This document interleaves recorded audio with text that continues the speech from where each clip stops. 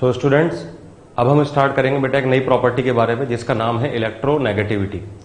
Periodic table chapter में हम बहुत सारी प्रॉपर्टी के बारे में डिस्कस करते आ चुके हैं। तो जो लास्ट प्रॉपर्टी हमारे पास है उसका नाम है इलेक्ट्रोनेगेटिविटी, जिसको कि हम EN से भी रिप्रेजेंट कर सकते हैं। पहले तो बात करते हैं इसके डेफिनेशन क्या है। What is the definition of electronegativity EN? It is the tendency of a covalently bonded atom It is the tendency of a covalently bonded atom to attract the shared pair of electron towards itself is called electronegativity। मतलब यहां पर यह है कि अगर कोई covalently bonded atom है, covalent bond आप समझते हैं बेटा, कोवेलेंट बॉन्ड दो एटम के बीच में बनता है, तो उन दोनों एटम में से किसी एक एटम की ऐसी प्रॉपर्टी जिससे कि वो उस शेयर्ड पेयर ऑफ इलेक्ट्रॉन को अपनी ओर पुल करने की, अपनी ओर अट्रैक्ट करने की टेंडेंसी रखता है, बस उस प्रॉपर्टी का नाम क्या है? Electronegativity.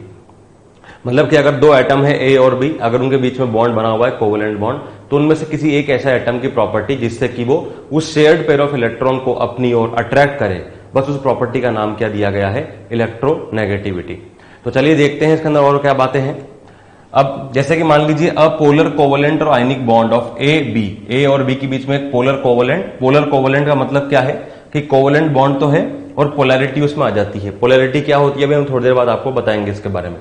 A polar covalent bond और ionic bond of AB may be broken as, दो तरीके से इसको ब्रेक करा जा सकता है। किस किस तरीके से? देखें बेटा, A और B के बीच में जो बॉन्ड बना हुआ है, इसके अंदर A और B के बीच में इलेक्ट्रॉन्स हैं। मान लीजिए फॉर द केस हमें मान के चलें कि इस बॉन्ड के अंदर A का एक इलेक्ट्रॉन और B का भी एक इलेक्ट्रॉन शामिल था। तो शुरुआत में क्या है, A और B के बीच के दोनों इलेक्ट्रॉन बॉन्डेड पेयर हैं, बॉन्ड पेयर जस्ट बीचों बीच रहेगा। बट किसी एक ऐसा एटम की प्रॉपर्टी जिससे कि वो इलेक्ट्रॉन को ज्यादा पुल करे, उसको हम क्या बोल रहे हैं? इलेक्ट्रोनेगेटिविटी। मतलब ये है कि अगर A और B का बॉन्ड इस तरीके से ब्रेक हो रहा है कि A के ऊपर माइनस चार्ज आ रहा है और B के ऊपर प्लस चार्ज आ रहा है, इसका मतलब ये है कि electronegativity of A is greater than electronegativity of B। मतलब यहां पर यह है कि जब A और B के बीच में बॉन्ड बना, तो since electronegativity of A is greater than electronegativity of B है, तो A जो है जब वो बॉन्ड टूटेगा तो इस शेयर्ड पेयर को अपने पास रख लेगा। इसके केस में उल्टा भी हो सकता था, जैसे कि मान लीजिए अगर उल्टा होता, अगर electronegativity of B electronegativity of A से बड़ा होता, तो क्या होता? तब भी ये बॉन्ड इस तरीके से ब्रेक होता, बस अंतर ये होता कि तब B के ऊपर नेगेटिव चार्ज आता और A के ऊपर पॉजिटिव चार्ज आता। इसका मतलब ये है कि अगर कभी कोई बॉन्ड टूटता है तो किसी बॉन्ड के टूटने के दौरान जिसकी इलेक्ट्रोनेगेटिविटी हाई होती है उसके ऊपर नेगेटिव चार्ज चला जाता है और जिसकी इलेक्ट्रोनेगेटिविटी कम होती है उसके ऊपर पॉजिटिव चार्ज चला जाता है। ये डिपेंड करेगा अलग अलग एलिमेंट के हिसाब से किसकी इलेक्ट्रोनेगेटिविटी ज्यादा, जिसकी इलेक्ट्रोनेगेटिविटी ज्यादा होगी उसके ऊपर नेगेटिव चार्ज आ जाएगा। इस तरीके से आप लोग इसको याद करके रख सकते हैं। इलेक्ट्रोनेगेटिविटी की तरह बेटा एक और टर्म होता है, इसका नाम होता है इलेक्ट्रोपॉजिटिविटी। और आप इसको समझ सकते हैं एनालॉजी लेकर के कि इलेक्ट्रोनेगेटिविटी का मतलब है नेगेटिविटी के साथ, नेगेटिव चार्ज के साथ, तो इलेक्ट्रोपॉजिटिविटी का मतलब होगा पॉजिटिविटी मतलब कि पॉजिटिव चार्ज के साथ। So electropositive is essentially inversely proportional to that of electronegativity. Now अब अगर हम बात करें बेटा next, what is the difference between EN and EA?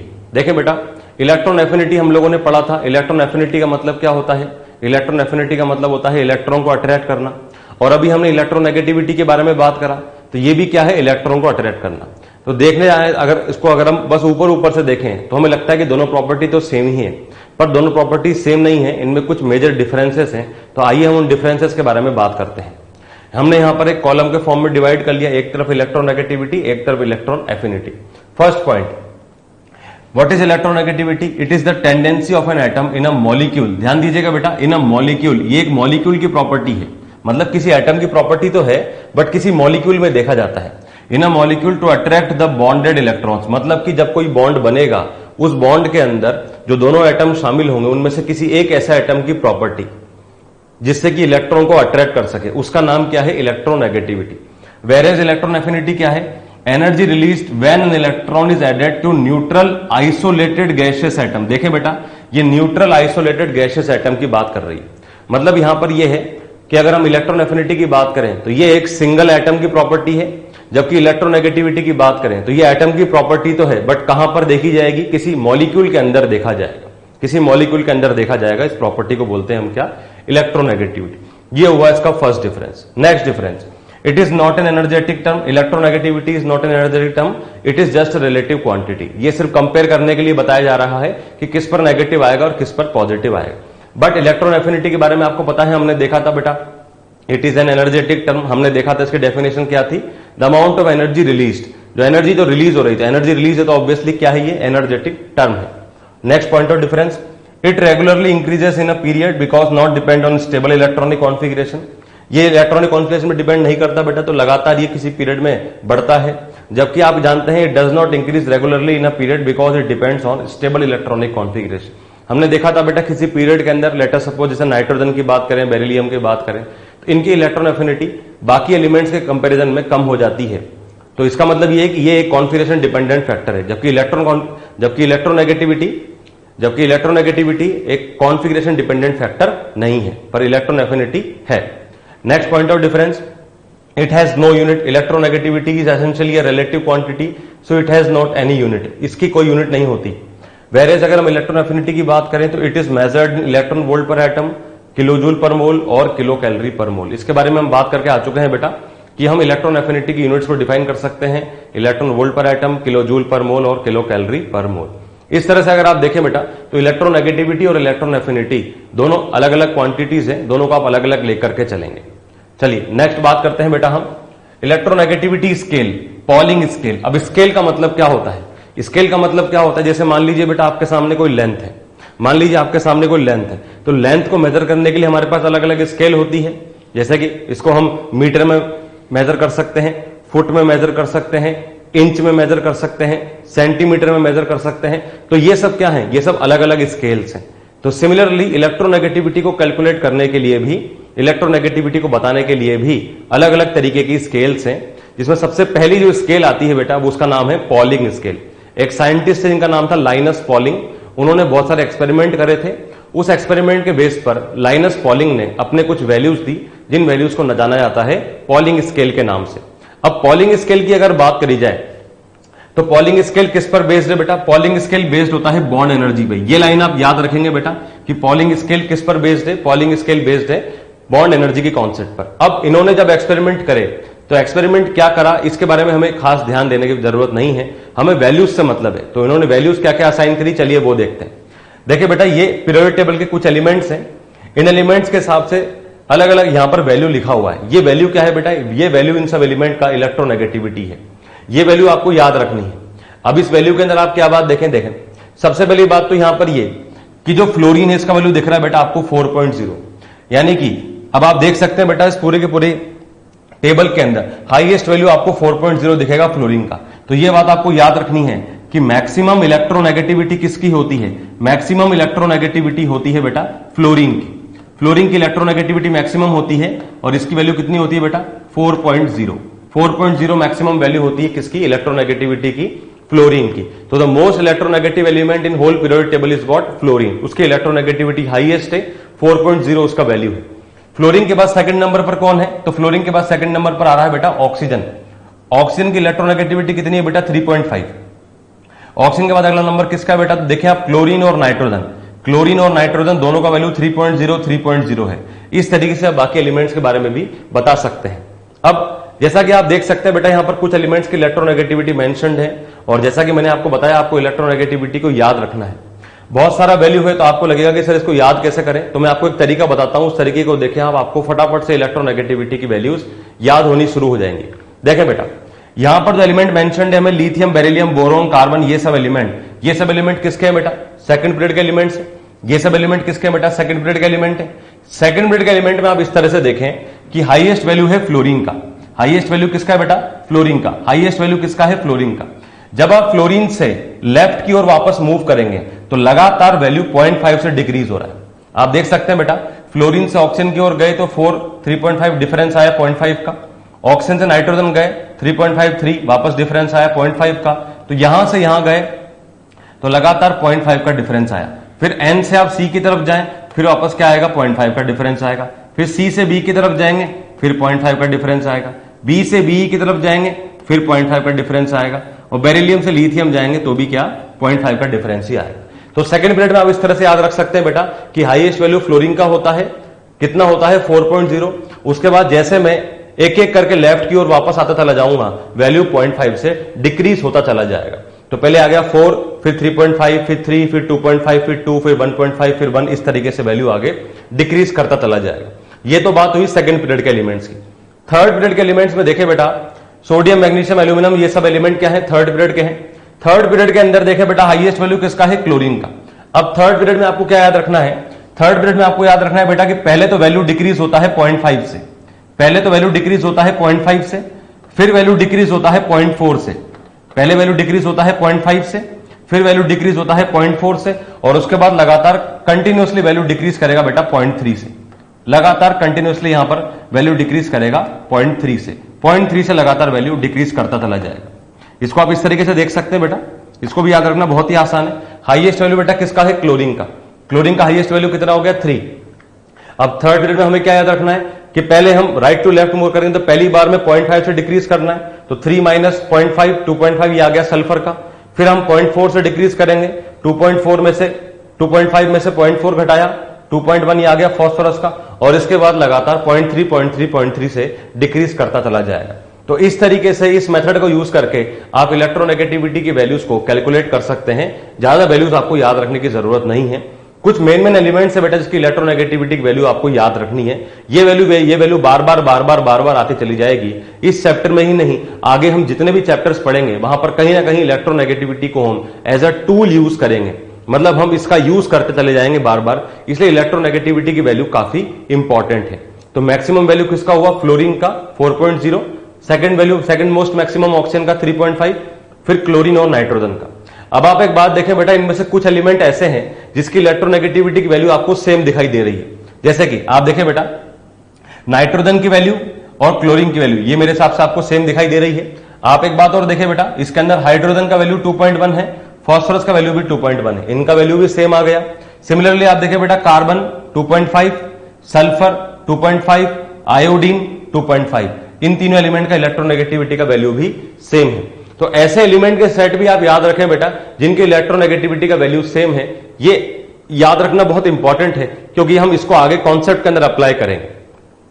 तो in Pauling scale elements having almost same electronegativity are, कौन कौन से एलिमेंट है बेटा, देखिए बेटा एन और सीएल का value same 3.0, carbon sulphur iodine का सेम 2.5, फॉस्फोरस हाइड्रोजन का सेम 2.1। इस तरह से आप इसको याद रख के चल सकते हैं बेटा। बेरिलियम एल्यूमिनियम का वैल्यू भी सेम है 1.5, पोटेशियम रुबिडियम का 0.8, सीजियम फ्रेंशियम का 0.7। नीचे के जो एलिमेंट्स दिए हुए बेटा मेटल, इनकी इलेक्ट्रोनेगेटिविटी इतनी कोई खास इंपॉर्टेंट नहीं है। मेनली नॉन मेटल के बारे में आपको इलेक्ट्रोनेगेटिविटी को ध्यान रखना है।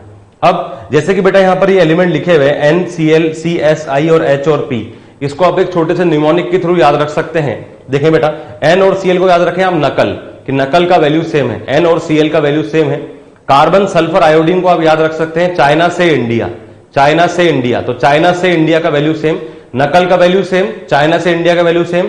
और P और H को आप उल्टा करके लिख सकते हैं, H और P, इसको आप ऐसे याद रख सकते हैं बेटा, हैरी पॉटर से या फिर हार्दिक पांड्या से, जैसे भी आपको ठीक लगे बेटा आप उस तरह से याद रख सकते हैं कि नकल करे चाइना से इंडिया हैरी पॉटर, या फिर नकल करे चाइना से इंडिया हार्दिक पांड्या। तो नकल का वैल्यू सेम, चाइना से इंडिया का वैल्यू सेम, हार्दिक पांड्या या फिर हैरी पॉटर का वैल्यू सेम।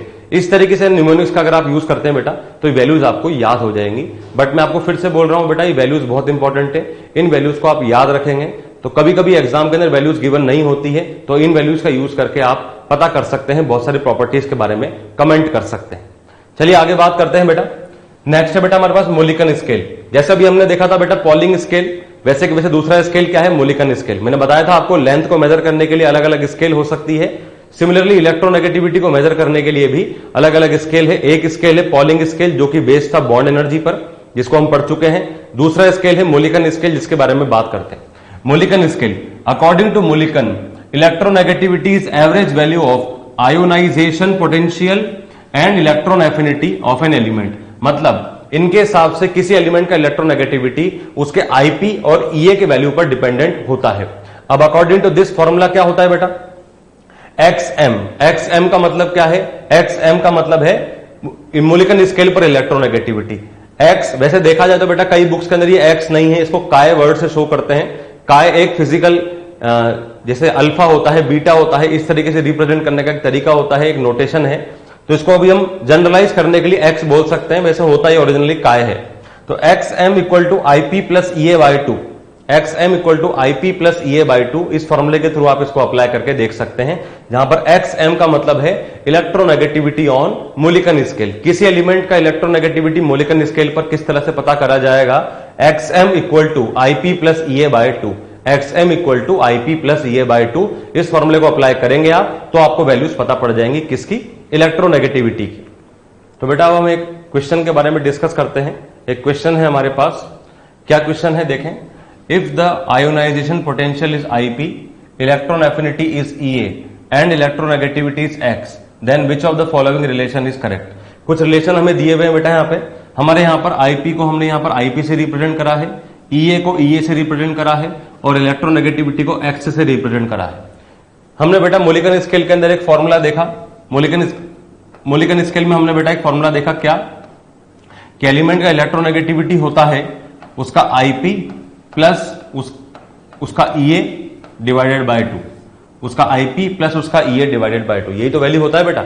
अब क्वेश्चन में हमको IP को IP से रिप्रेजेंट करना है, EA को EA से रिप्रेजेंट करना है और इलेक्ट्रोनेगेटिविटी को X से रिप्रेजेंट करना है। तो हम इस XM की जगह पर X पुट कर देते हैं, यहां रखा हमने X, ये क्या कन्वर्ट हो जाएगा बेटा, X equal to IP plus EA divided by 2, इसमें कन्वर्ट हो जाएगा बेटा। इस 2 को हम यहां भेज देते हैं तो इक्वेशन कन्वर्ट हो जाएगी 2x equal to IP plus EA, ये इक्वेशन कन्वर्ट हो जाएगी। सारा कंटेंट हम LHS की ओर सेंड कर देते हैं तो ये हो जाएगा हमारे पास बेटा 2x minus IP minus EA equal to 0। ये ऑप्शन हमारा आंसर होना चाहिए बेटा। तो देखिए बेटा ये कौन सा ऑप्शन आंसर है, तो 2x minus EA minus IP equal to 0, 2x minus EA minus IP equal to 0। तो क्वेश्चन के हिसाब से देखा जाए तो हमारा आंसर क्या जाना चाहिए बेटा, फर्स्ट ऑप्शन हमारा आंसर जाना चाहिए। तो इसका आंसर क्या होगा, फर्स्ट ऑप्शन। चलिए नेक्स्ट बात करते हैं बेटा, इलेक्ट्रोनेगेटिविटी स्केल में if IP and EA are given in electron volt पर atom then electronegativity by Mulliken on Pauling scale will be. मतलब यहां पर अब रिलेशन की बात करी जा रही है कि किस तरीके से पॉलिंग स्केल और मोलिकन स्केल रिलेटेड होंगे। अगर आपको IP और EA का वैल्यू इलेक्ट्रॉन वोल्ट पर एटम में दिया है, ध्यान दीजिएगा बेटा, अगर आपको IP और EA का वैल्यू इलेक्ट्रॉन वोल्ट पर एटम में दिया है तो आप किस तरह से रिलेशन बताएंगे। तो बेटा यहां पर रिलेशन है XP equal to XM divided by 2.8, जहां पर XP क्या है, XP का मतलब है electronegativity on the basis of polling scale और XM का मतलब क्या है, XM का मतलब जानते हैं बेटा electronegativity on Mulliken scale. XP का मतलब क्या है बेटा, इलेक्ट्रोनेगेटिविटी ऑन पॉलिंग स्केल और XM का मतलब क्या है बेटा, इलेक्ट्रोनेगेटिविटी ऑन मोलिकन स्केल। तो XP is equal to XM divided by 2.8, XP equal to XM divided by 2.8। Similarly बेटा अब अगर हम इस फॉर्मूले को अप्लाई करके देखें तो हमें पता है कि IP प्लस EA बाई 2 होता है, पहले देखा था हमने फॉर्मूला, तो वहां से XP का वैल्यू क्या आ जाएगा, IP प्लस EA बाई 2। अगर हम यहां से पुट करें बेटा इसको, XM क्या था, IP प्लस EA बाई 2, तो ये हो जाएगा 2 इंटू 2.8 5.6। इसका इस तरीके से आप इलेक्ट्रोनेगेटिविटी ऑन पॉलिंग स्केल बता सकते हैं जब आपको IP और EA का वैल्यू दिया हो। और फर्दर अगर आपको IP और EA का वैल्यू किलो कैलोरी पर मोल में दिया हो, अगर आपको IP और EA का वैल्यू किलो कैलोरी पर मोल में दिया हो तब आप क्या फॉर्मूला अप्लाई करेंगे, तब ऐसे केस के अंदर electronegativity on Pauling scale equal to IP plus EA divided by 2 into 62.5। इन फॉर्मूले को आप अप्लाई करके देख सकते हैं बेटा, ये फॉर्मूले कैलकुलेशंस के अंदर हेल्पफुल होते हैं, तो इन फॉर्मूले को आप याद रखें बेटा। नेक्स्ट बात करते हैं बेटा हम फैक्टर्स अफेक्टिंग इलेक्ट्रोनेगेटिविटी। अब ऐसे कौन कौन से फैक्टर्स है जो कि इलेक्ट्रोनेगेटिविटी को अफेक्ट करेंगे, तो सबसे पहला फैक्टर जो आता है हमारे पास वो फैक्टर है बेटा Z effective, effective nuclear charge Z effective. Z effective पर किस तरह से डिपेंडेंट है, इलेक्ट्रोनेगेटिविटी डायरेक्टली प्रोपोर्शनल होता है Z इफेक्टिव के। अब ऐसा क्यों होता है, देखें बेटा, जब Z इफेक्टिव बढ़ रहा है तो Z इफेक्टिव बढ़ने का मतलब क्या है, न्यूक्लियस का आउटर मोस्ट शेल के इलेक्ट्रॉन में अट्रैक्शन बढ़ रहा है। और इलेक्ट्रोनेगेटिविटी की डेफिनेशन भी क्या है, tendency of an atom to attract the shared pair of electron. तो इलेक्ट्रोनेगेटिविटी एसेंशियली अट्रैक्शन के बारे में बात कर रहा है और अट्रैक्शन को समझते हम किसके थ्रू हैं, Z इफेक्टिव के थ्रू। इसका मतलब अगर Z इफेक्टिव बढ़ेगा तो अट्रैक्शन बढ़ेगा, अट्रैक्शन बढ़ेगा तो इलेक्ट्रोनेगेटिविटी का वैल्यू भी बढ़ेगा। इसलिए हमने यहां पर मेंशन किया है कि अगर Z इफेक्टिव बढ़ता है तो EN का वैल्यू बढ़ता है, इलेक्ट्रोनेगेटिविटी डायरेक्टली प्रोपोर्शनल होता है Z इफेक्टिव के। जैसे एग्जांपल की बात करें बेटा नाइट्रोजन, ऑक्सीजन और फ्लोरीन, तो नाइट्रोजन, ऑक्सीजन, फ्लोरीन आप जानते हैं तीनों के तीनों एलिमेंट एक ही पीरियड के हैं, लेफ्ट टू राइट जाते हैं, लगातार Z इफेक्टिव बढ़ता है और अगर Z इफेक्टिव बढ़ेगा तो इसका मतलब EN का वैल्यू भी बढ़ेगा। आप चाहें तो उसको वैल्यू से भी वेरीफाई करके देख सकते हैं बेटा। नाइट्रोजन का वैल्यू आप जानते हैं ये होता है 3.0, ऑक्सीजन का होता है 3.5 और फ्लोरीन का होता है 4.0। तो वैल्यू के अकॉर्डिंग भी आप देख सकते हैं कंटिन्यूअसली वैल्यू बढ़ रहा है। Second factor atomic radius. Next factor बेटा हमारे पास एटॉमिक रेडियस। अब एटॉमिक रेडियस पर किस तरह से डिपेंडेंट होगा इसको देखते हैं। देखिए बेटा, अगर कभी रेडियस बढ़ता है तो रेडियस बढ़ने पर न्यूक्लियस का आउटर मोस्ट शेल के इलेक्ट्रॉन का डिस्टेंस बढ़ता है। अगर आउटर मोस्ट शेल के इलेक्ट्रॉन का डिस्टेंस बढ़ेगा तो इसका मतलब अट्रैक्शन का वैल्यू कम हो जाएगा। जैसे जैसे डिस्टेंस बढ़ेगा वैसे वैसे दूरी बढ़ने की वजह से अट्रैक्शन कम हो जाएगा, और अट्रैक्शन को कम करने के लिए ये बात बोल सकते हैं हम कि ईएन का वैल्यू भी कम हो जाएगा। अगर अट्रैक्शन कम होगा तो ईएन का वैल्यू भी कम हो जाएगा। इसका मतलब अगर हम रेडियस के हिसाब से बात करें तो क्या बात बोल सकते हैं बेटा, तो electronegativity is inversely proportional to atomic radius. Electronegativity जो है वो रेडियस के इनवर्सली प्रोपोर्शनल चलता है। जिसका रेडियस ज्यादा होगा उसका इलेक्ट्रोनेगेटिविटी का वैल्यू कम हो जाएगा। जैसे एग्जांपल की बात करें बेटा हम fluorine, chlorine, bromine, iodine. Fluorine, chlorine, bromine, iodine ये सब एलिमेंट किसके बेटा, हेलोजन से टॉप टू बॉटम जा रहे हैं। लगातार रेडियस बढ़ेगा तो इलेक्ट्रोनेगेटिविटी का वैल्यू कम होगा। इसको भी बेटा आप चाहे तो वैल्यू से वेरीफाई करके देख सकते हैं। आपको पता है बेटा फ्लोरीन का वैल्यू होता है 4.0, क्लोरीन का वैल्यू होता है 3.0, ब्रोमीन का वैल्यू होता है 2.8, आयोडीन का वैल्यू होता है 2.5। तो इस तरीके से आप देख सकते हैं लगातार वैल्यू डिक्रीज होता चला जा रहा है।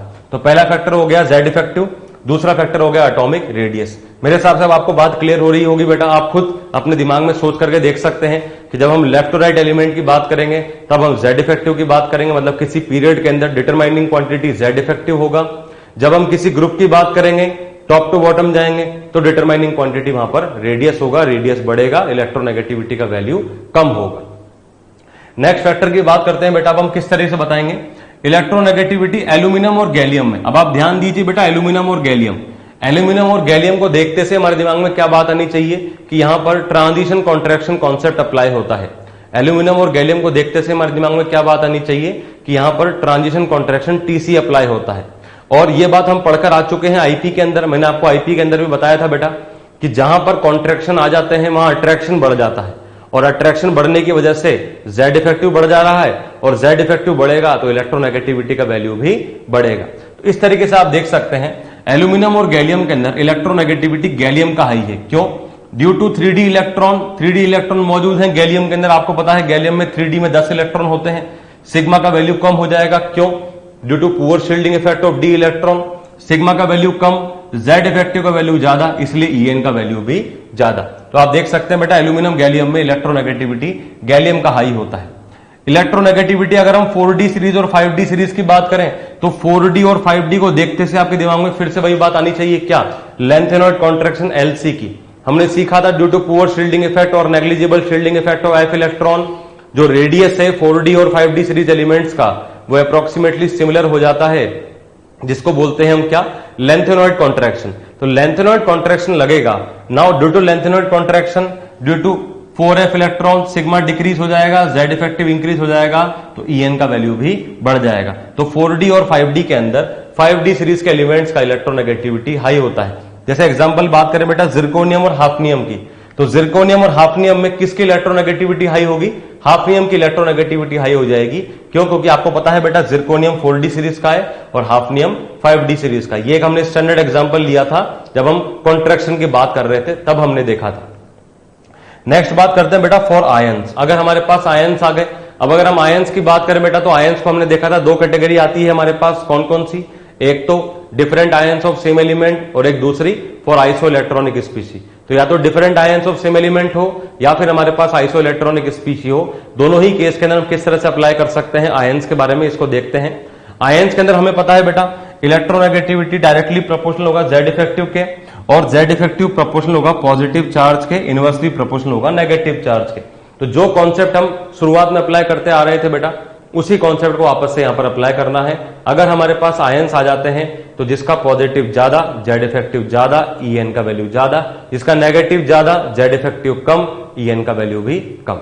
जैसे एग्जांपल की बात करें बेटा Mn+2, Mn+4, Mn+7। अब आप देखें बेटा ये सब क्या है? ये सब है different ions of same element. Mn+2, Mn+4, Mn+7 different ions of same element है। लगातार पॉजिटिव चार्ज बढ़ रहा है, जेड इफेक्टिव बढ़ेगा, जेड इफेक्टिव बढ़ने का मतलब ईएन का वैल्यू भी बढ़ेगा।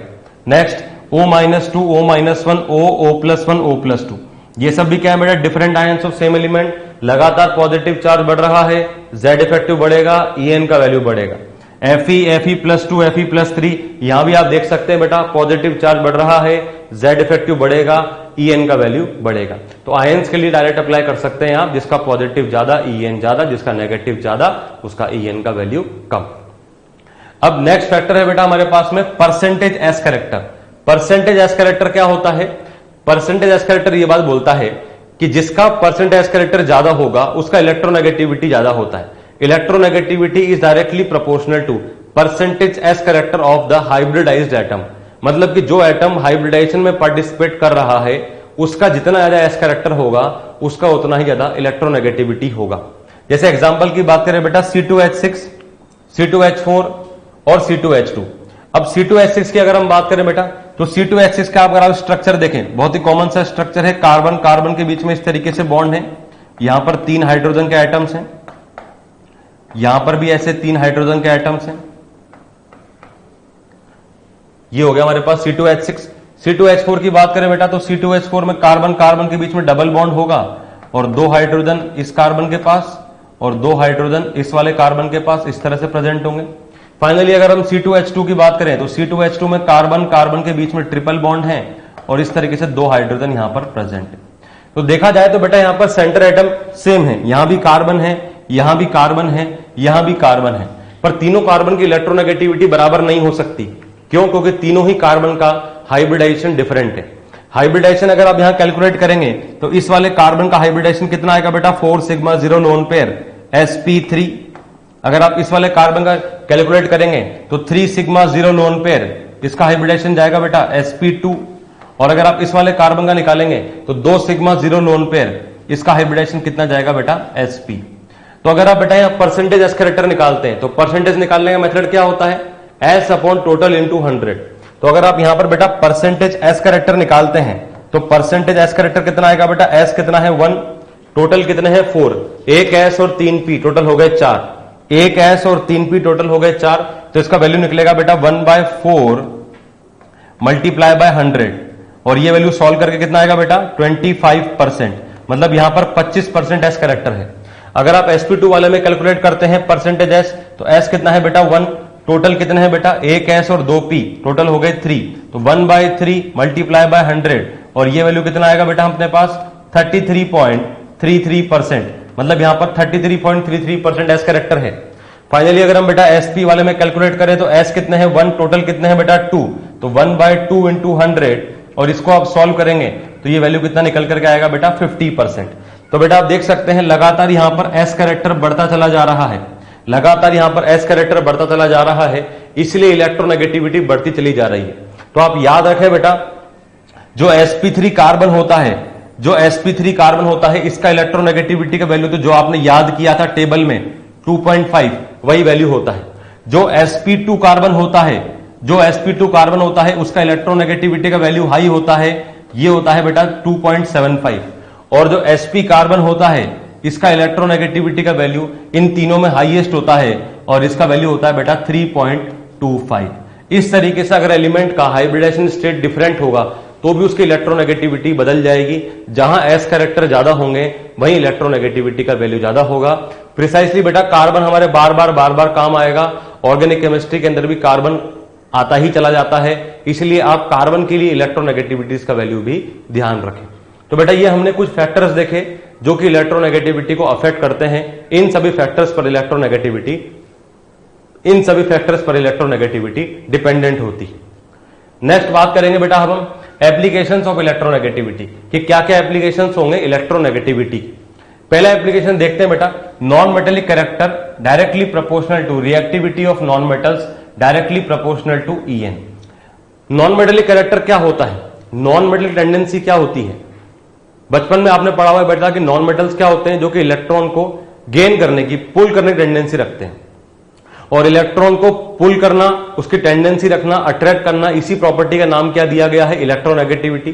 तो कॉमन सेंस से ये बात रिलेट करी जा सकती है कि जिसकी इलेक्ट्रोनेगेटिविटी ज्यादा होगी वो इलेक्ट्रॉन को ज्यादा पुल करेगा। इसका मतलब उसमें नॉन मेटेलिक कैरेक्टर उतने ही ज्यादा होंगे और जितना हाई नॉन मेटेलिक कैरेक्टर होगा उसका तो हम उसको इलेक्ट्रोनेगेटिविटी को उस नॉन मेटल की रिएक्टिविटी से भी रिलेट कर सकते हैं कि रिएक्टिविटी ऑफ नॉन मेटल जो होगा वो डायरेक्टली प्रोपोर्शनल होगा उस एलिमेंट की इलेक्ट्रोनेगेटिविटी के। तो जिसकी इलेक्ट्रोनेगेटिविटी हाई होगी उसी की नॉन मेटलिक कैरेक्टर हाई होगी और उसी नॉन मेटल की रिएक्टिविटी भी हाई होगी। Reactivity of non metal decrease down the group, आप समझ सकते हैं बेटा, टॉप टू बॉटम जाएंगे किसी ग्रुप में तो आप किस तरह से रिलेट करेंगे बेटा, EN से। मेटल की रिएक्टिविटी को हम रिलेट करते थे IP से, नॉन मेटल की रिएक्टिविटी को हम रिलेट करेंगे EN से। मेटल की रिएक्टिविटी डिपेंडेंट होती है IP पर, नॉन मेटल की रिएक्टिविटी डिपेंडेंट होती है EN पर। किसी ग्रुप में टॉप टू बॉटम जाएंगे तो लगातार EN का वैल्यू डिक्रीज होगा क्योंकि एटॉमिक रेडियस बढ़ता है ग्रुप में, तो EN का वैल्यू कम होगा। EN का वैल्यू कम होगा तो नॉन मेटल की रिएक्टिविटी भी कम होगी। अब reactivity of metals increase down the group, we know that because of IP। Top to bottom जाते हैं, IP घटता है, IP घटेगा तो मेटल का रिएक्टिविटी बढ़ेगा। तो किसी ग्रुप में मेटल का रिएक्टिविटी तो बढ़ता है पर नॉन मेटल का रिएक्टिविटी घटता है। इस बात को विशेष तौर पर आप ध्यान रखें बेटा। ये हो गया हमारे पास का पहला एप्लीकेशन। अब हमारे पास में क्वेश्चन है बेटा, the properties which are not common. Not common दिखेगा बेटा, नॉट इंपॉर्टेंट है। Not common to both groups 1 and 17 elements in the periodic table are. Group number 1 और 17, इसके अंदर ऐसी क्या खास बात है जो कि कॉमन नहीं है। चलिए देखते हैं पॉइंट्स।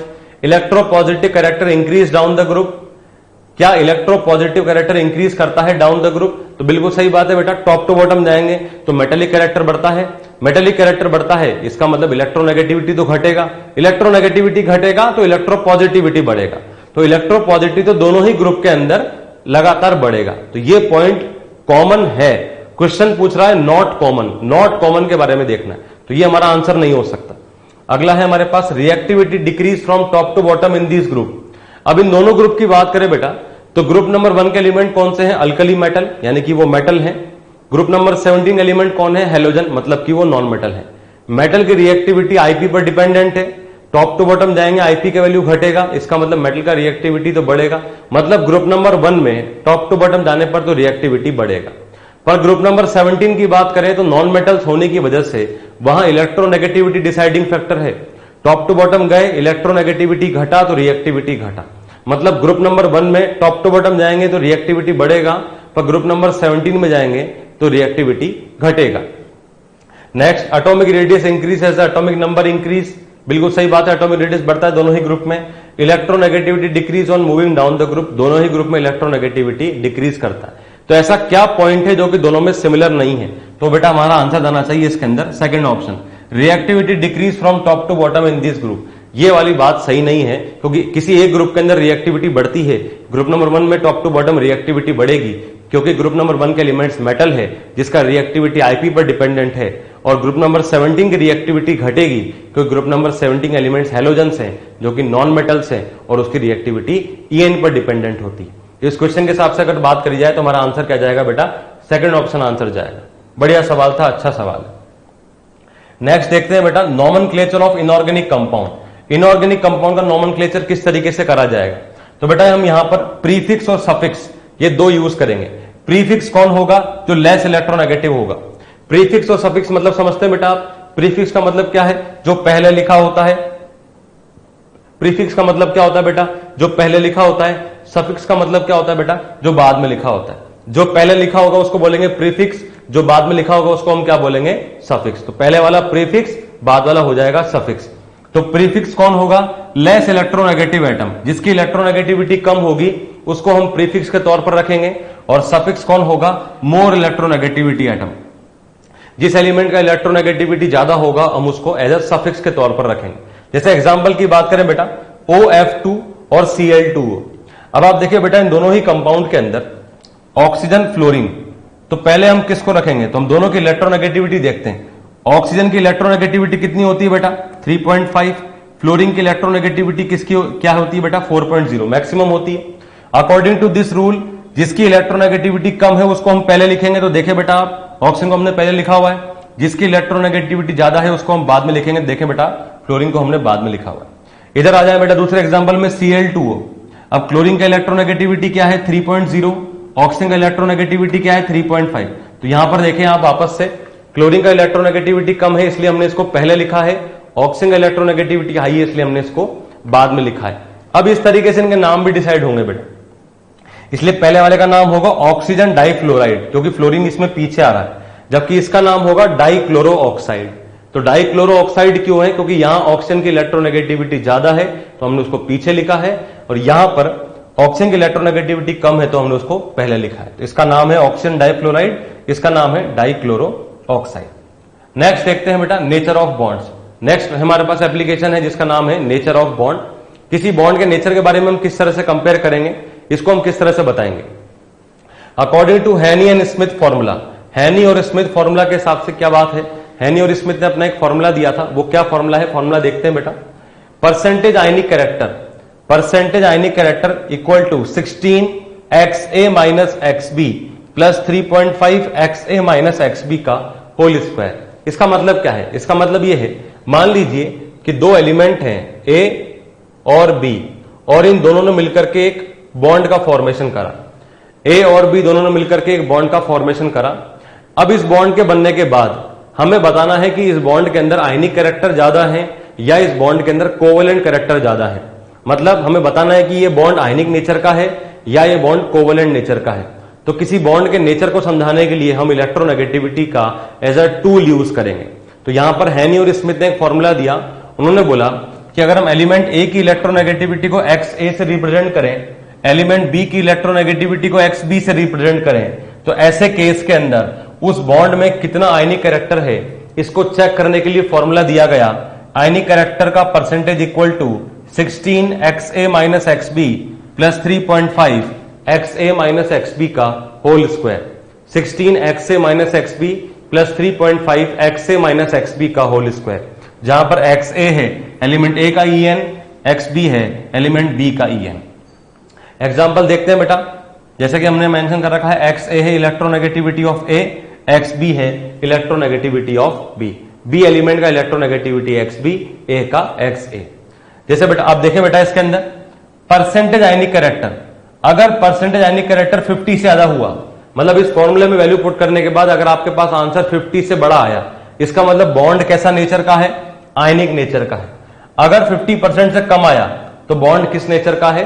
कोवेलेंट नेचर का है। 50 से ज्यादा तो होएगा आयनिक, 50 से कम तो हो जाएगा कोवेलेंट। मान लीजिए कभी 50 बराबर आ गया तो बोथ, उसमें दोनों कैरेक्टर बराबर बराबर है, जितना आयनिक कैरेक्टर है उतना ही उसमें क्या है? कोवेलेंट कैरेक्टर होगा। इस तरह से हैनी स्मिथ इक्वेशन का यूज करके आप किसी बॉन्ड के बारे में, नेचर के बारे में बता सकते हैं कि उसका नेचर आयनिक होगा या उसका नेचर कोवेलेंट होगा। जैसे बेटा देखें हमारे पास में क्वेश्चन आया, find percentage ionic character in HF molecule. अब HF मॉलिक्यूल दे दिया गया है हमें, तो हम इस क्वेश्चन को सॉल्व कैसे करेंगे? तो चलिए हमने वैल्यू पुट करा है यहां पर। परसेंटेज आयनिक कैरेक्टर का फॉर्मूला क्या है? 16XA minus XB plus 3.5XA minus XB का होल स्क्वायर। H और F के बीच में जो बॉन्ड बनेगा, H और F के बीच में जो बॉन्ड बना, तो हाइड्रोजन का इलेक्ट्रोनेगेटिविटी कितना है बेटा? 2.1, और फ्लोरीन का तो वैल्यू हाईएस्ट है, आप जानते हैं 4.0। तो ये वैल्यूज हमने यहां पुट कर दिया। तो जब हमने वैल्यू पुट करा तो 16, 4 माइनस 2.1 प्लस 3.5, 4 माइनस 2.1 का होल स्क्वायर। सॉल्व करेंगे तो वैल्यू कितना आएगा बेटा? 43.035%। अब आप मुझे बताओ कि अगर 43% आया तो HF का मॉलिक्यूल, जो HF का बॉन्ड है, वो आयनिक होना चाहिए या कोवेलेंट होना चाहिए? अगर ये परसेंटेज का वैल्यू 50 से हाई आता तब तो आयनिक होता, बट 50 से कम आया, इसका मतलब ये क्या है? कोवेलेंट है। इसका मतलब HF मॉलिक्यूल क्या है बेटा? कोवेलेंट नेचर का हो। नेक्स्ट बेटा हमारे पास अगला एप्लीकेशन, इसका नाम है shoemaker and Stevenson law. Shoemaker and Stevenson law कहां पर अप्लाई करना होता है? जहां पर हमारे पास हेटेरोएटॉमिक मॉलिक्यूल आता है। हेटेरोएटॉमिक मॉलिक्यूल का मतलब क्या होता है? जहां दोनों के दोनों एटम सेम नहीं है। याद कीजिए जब हम लोग एटॉमिक रेडियस पढ़ रहे थे तो एटॉमिक रेडियस के अंदर हमने होमो एटॉमिक वाला केस देखा था, जब दोनों के दोनों एटम सेम होते हैं। पर ऐसा हर बार तो होना पॉसिबल नहीं है। तो अगर कभी ऐसा हुआ कि दो अलग अलग रेडियस के एटम्स आ गए, तो ऐसे केस के अंदर आप किस तरीके से बताएंगे? तो यहां पर अप्लाई करते हैं हम शूमेकर एंड स्टीवेंसन रूल। अब शूमेकर एंड स्टीवेंसन लॉ क्या बोलता है? देखें बेटा, DAB equal to RA plus RB minus 0.09 XA minus XB। DAB का मतलब क्या है? जैसे मान लीजिए बेटा कि अपने पास में दो एटम्स हैं, एक हमारे पास एटम है A जो कि छोटे साइज का है, एक हमारे पास एटम है B जो कि थोड़े बड़े साइज का है। अब एटम A का न्यूक्लियस यहां होगा, एटम B का न्यूक्लियस यहां होगा। इन दोनों एटम के न्यूक्लियस के बीच का जो डिस्टेंस है, ये जो डिस्टेंस निकाला हमने, इस डिस्टेंस को हम क्या बोलते हैं बेटा? इस डिस्टेंस को बोलते हैं हम बॉन्ड लेंथ। ये पता है आपको, हमने इसको एटम ए से रिप्रेजेंट करा, इसको हमने एटम बी से रिप्रेजेंट करा। तो एटम ए और एटम बी के न्यूक्लियस के बीच का जो डिस्टेंस है, इस डिस्टेंस को डिनोट कर रहे हैं हम DAB से। किससे डिनोट कर रहे हैं हम इसको? DAB से, distance between A and B nucleus. तो DAB क्या होगा? RA मतलब ए का radius, radius of A, plus RB मतलब बी का radius, minus 0.09 XA minus XB। XA minus XB का मतलब क्या है? Electronegativity of A minus electronegativity of B। Electronegativity of A minus electronegativity of B, इसके value को रखना है बेटा। इसके मैग्नीट्यूड से मतलब है बेटा हमें, इसके साइन से मतलब नहीं है। मतलब XA माइनस XB का आंसर अगर आपका नेगेटिव में आ रहा है तो आप उसको ऑटोमेटिक पॉजिटिव में रखें, हमें सिर्फ और सिर्फ इसके मैग्नीट्यूड से मतलब आ रहा है। तो ऐसे केस के थ्रू आप इस फॉर्मूले का अप्लाई करके आप उसका A और B के बीच में जो डिस्टेंस है वो कैलकुलेट कर सकते हैं। अब आप देखिए बेटा, इनमें से कोई ना कोई एक वैल्यू आपको नहीं दे रखा होगा और इसके बेस पर आपसे क्वेश्चन पूछ लिया जाएगा। जैसे कि here XA is EN of A and XB is EN of B। जैसे कि बेटा हमारे पास में क्वेश्चन आया, if bond length of Cl2 is 198 picometer. Cl2 chlorine का हमें बॉन्ड लेंथ दे रखा है 198 picometer. Bond length of H2 is 74 picometer. Bond length of H2 is 74 picometer. Find the bond length of HCl। HCl के बीच में bond length आपको पता करनी है, जहां पर क्लोरीन का इलेक्ट्रोनेगेटिविटी 3 है, जानते हैं आप। हाइड्रोजन का इलेक्ट्रोनेगेटिविटी 2.1, ये भी जानते हैं। तो मान लीजिए क्वेश्चन में अगर ये गिवन नहीं होता तो भी आपको इलेक्ट्रोनेगेटिविटी का वैल्यू याद है, तो उसके बेस पर भी आप सवाल बना सकते थे। अब क्वेश्चन में आपसे बोल रहा है बेटा HCl, तो फॉर्मूला में वैल्यू पुट करते हैं DAB, तो हम इसको ऐसे रखेंगे DHCl क्या होगा बेटा? क्लोरीन का रेडियस प्लस हाइड्रोजन का रेडियस माइनस 0.09, क्लोरीन की इलेक्ट्रोनेगेटिविटी माइनस हाइड्रोजन की इलेक्ट्रोनेगेटिविटी। हमने इस फॉर्मूले को डायरेक्ट एज इट इज यहां पुट कर दिया HCl के लिए। अब हम सभी वैल्यूज पुट करेंगे बेटा। अब देखिए बेटा, क्लोरीन की बात चल रही है, हमें क्लोरीन का बॉन्ड लेंथ दिया हुआ है, रेडियस नहीं दिया हुआ। हमें क्लोरीन का बॉन्ड लेंथ दिया हुआ है, रेडियस नहीं दिया हुआ। और हमने सीखा था एटॉमिक रेडियस में कि रेडियस जो होता है वो लगभग बॉन्ड लेंथ का हाफ होता है, लगभग बॉन्ड लेंथ का हाफ रेडियस होता है। तो उस तरीके से हम कैलकुलेट करेंगे क्लोरीन और हाइड्रोजन दोनों का रेडियस। यहां पर हमने क्लोरीन का रेडियस निकाला बेटा, कितना आएगा? 198/2, 198/2 99 पिकोमीटर। हाइड्रोजन की बात करें 74/2 37 पिकोमीटर। अब हमारे पास RCl आ गया, RH आ गया, XCl 3 है, XH 2.1 है, ये वैल्यूज हमें ऑलरेडी पता है। फॉर्मूले में वैल्यू पुट करा बेटा, DHCl कितना आएगा? 99 प्लस 37 माइनस 0.09, 3 माइनस 2.1। सॉल्व करा वैल्यू को, 99 plus 37 136 minus 0.09 multiply by 0.9, 136 minus 0.081, value आएगा बेटा 135.919 पिकोमीटर। इस तरीके से इस फॉर्मूले का यूज करके आप किसी भी मॉलिक्यूल की बॉन्ड लेंथ के बारे में पता कर सकते हैं। मान लीजिए आपको इसमें बॉन्ड लेंथ दे रखा होता और कुछ और क्वांटिटी पूछता, तो भी आप इस फॉर्मूले को अप्लाई करके उस क्वांटिटी का आंसर बता सकते थे। इस तरीके से shoemaker and Stevenson law apply होता है, कहां पर? फॉर हेटेरोएटॉमिक मॉलिक्यूल, हेटेरोएटॉमिक मॉलिक्यूल के लिए अप्लाई होता है।